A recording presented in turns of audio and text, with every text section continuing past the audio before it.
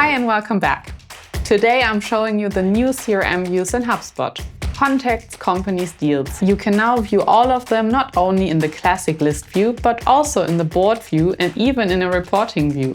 And for projects, there's an additional Gantt view. Let's jump right in. The HubSpot Experts by WPWA Digital. The classic list view. You already know the list view. Compact tables, fast filters, bulk actions, exports. Perfect for detailed work and mass editing, but HubSpot has taken things even further. The new board view.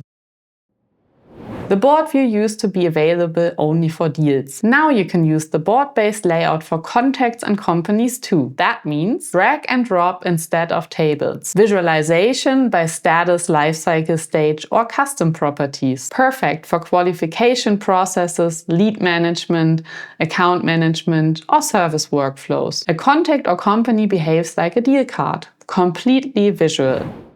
The reporting view directly in the CRM. What's new is the reporting view right on the index page. You no longer have to switch to the reporting area. You can analyze your records in a mini reporting interface. It gives you charts above your records, grouping, segmentation, and time filters. A quick overview of trends without building full reports. An example: contacts by lifecycle stage, deals by pipeline, companies by industry. All instantly visible. The Gantt view for projects. If you use the project object, you now get a full Gantt view.